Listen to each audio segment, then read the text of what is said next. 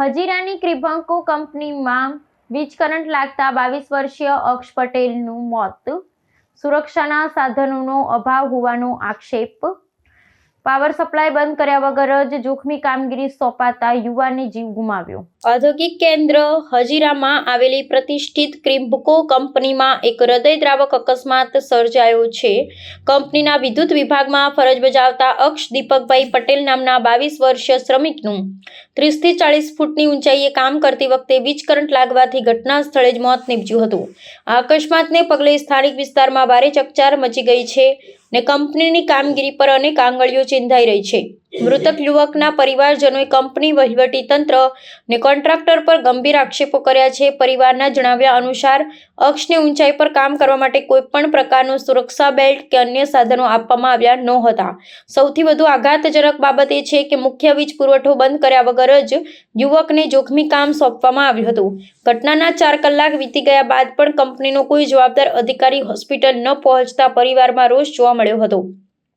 અક્ષ પોતાના પરિવારનો મુખ્ય આધારસ્તંભ હતો અને તેના નિધનથી માતા પિતા તથા નાની બહેન પર આભ ફાટ્યું છે. શોકમગ્ન પરિવારે માંગ કરી છે કે બેદરકાર કોન્ટ્રાક્ટર અને કંપની વિરુદ્ધ સદોષ માનવ વધનો ગુનો દાખલ કરવામાં આવે અને પીડિત પરિવારને યોગ્ય આર્થિક વળતર ચૂકવવામાં આવે.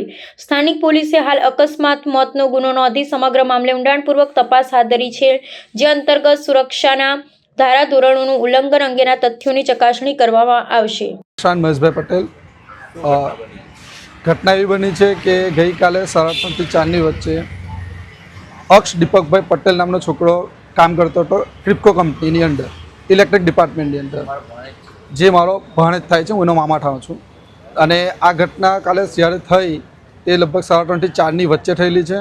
અને આ ઘટના થવા પાછળ કોણ કોણ જવાબદાર છે અને એ બધી માહિતી કોઈ આપી નથી. હજુ કોઈ જાતનું કોઈ અહીંયા આવ્યું નથી. કોઈ જાતની કોઈ વાત કરવા માટે આવ્યું નથી. કોઈ કંપની માટે માણસ આવ્યા છે અહીંયા. અને આવું કેમ છે એ બધી જાણકારી અમને જોઈએ છે. બીજું, હવે અક્ષ ઇલેક્ટ્રિક ડિપાર્ટમેન્ટમાં કામ કરતો હતો. એ 20 થી 30 ફૂટ ઉપર ચડીને કામ કરે છે. તો ત્યાં એને સેફ્ટીનું શું ધ્યાન આપવામાં આવ્યું? વિધાઉટ હાર્નેસ એ વ્યક્તિ કઈ રીતે ઉપર ચડે છે? કેમ સેફ્ટી ડિપાર્ટમેન્ટ શું કરે છે ત્યાં? કેમ ધ્યાન આપવામાં નહીં આવ્યું? બીજું, ચાલુ લાઈને કામ કરે છે તો લાઈન બંધ કરવામાં કેમ ના આવે? લાઈન બંધ કરવાની જવાબદારી કોની છે? આમાં દરેક જવાબદાર માણસ અહીં હાજર થાય ને એની જાણકારી આપે.